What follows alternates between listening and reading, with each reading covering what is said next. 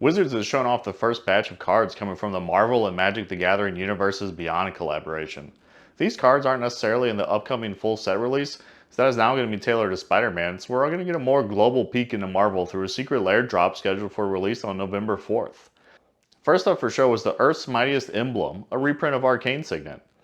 This card is going to be available to everyone for each $199 spent on the Marvel Super Drop, with some limitations listed on the site. Probably if they sell out, they probably won't have enough cards to cover all of them, so we'll have to see how that works out. Each individual drop is going to have a brand new to Magic card featuring a Marvel hero and be legal in Commander, Legacy, and Vintage. Reprints will be legal in all the formats they're currently legal in, barring future bans and restrictions. Black Panther is shown off in a card titled Black Panther Wakandan King. The card has First Strike and the ability Survey the Realm, which lets you put a +1/+1 counter onto a land when he enters or when another creature enters. For 3 mana, you can move those counters onto a creature, and if you move more than one, gain that much life and draw a card. Secure the Waste is a white +X token generator. Cover the board in 1/1 white warrior tokens.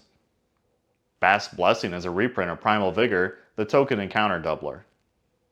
We also have a version of Heroic Intervention with Black Panthers swooping in to kick Claw. Wakandan Skyscraper is a reprint of Karn's Bastion, complete with its 4 mana proliferate ability. Also included is the Warrior token to match Secure the Wastes. The next heavy hitter is Captain America First Avenger.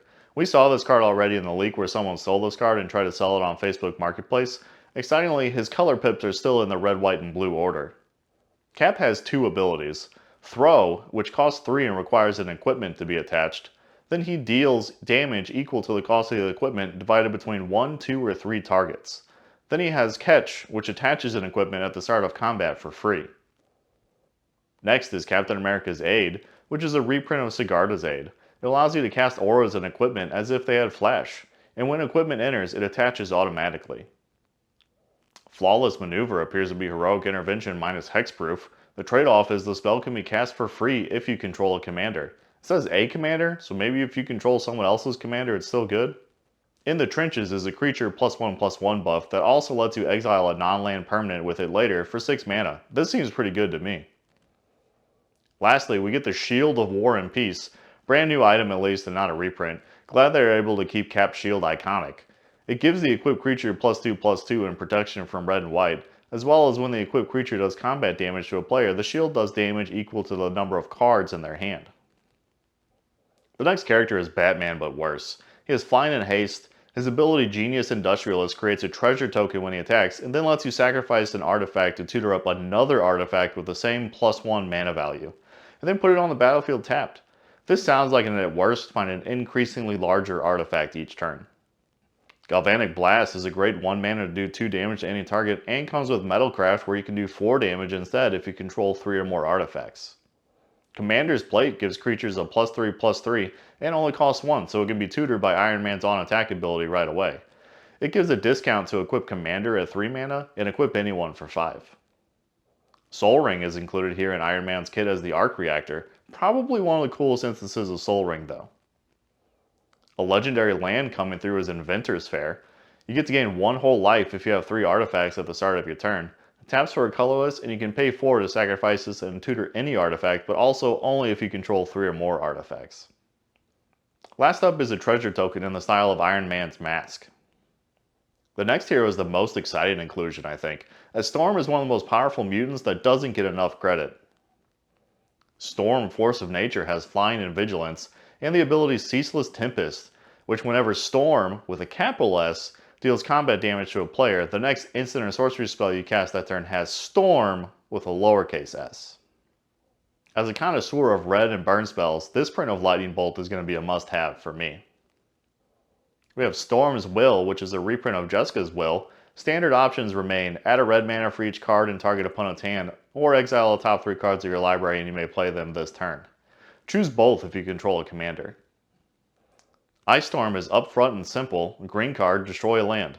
I can't tell if this is Bobby back here or just some schmuck who got frozen by Storm. Everyone else though seems reasonably impressed by what's happening on this card. Aurora Borealis, or Manamorphose, will add 2 mana in any combination of colors and then draw a card. The final hero is one Wizards is showing the most love to, Wolverine Best There Is. His main ability, Unrivaled Lethality, doubles all damage dealt by Wolverine. Then at the end step, if Wolverine dealt damage to another creature, put a +1/+1 counter on him. Lastly, he has a 2 mana Regenerate ability. And when was the last time Regenerate was actually put on a card? I can't remember the last brand new card that also had Regenerate. Berserk is a reprint, but also tailored to just couple with Wolverine's damage doubling ability, and take it even further. Only castable before the combat damage step, target creature gains trample and gets +X/+O until end of turn, where X is its power. Then destroy that creature if it attacked this turn. Unless it can regenerate.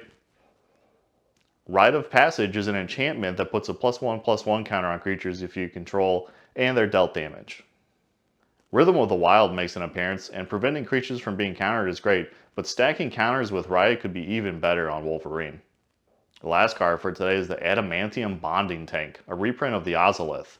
You can keep all the counters you've made by putting them on the tank, and then redistribute them to a menacing Wolverine commander. This card is a perfect fit with the rest, and this Wolverine set is absolutely perfect. It was also shown that we aren't just going to get one set of Marvel cards. I said earlier in the video, we're going to get a whole Spider-Man set. That's going to be the first collab starting in 2025, and then we're going to get even bigger collabs on after that. And man, I'm spent reading through all these. I'm pretty pumped for these now, but I can't even imagine how much it's going to cost, especially with Final Fantasy still debuting ahead of it this spring. Let me know what you think about these reveals. Thanks for watching. Take care.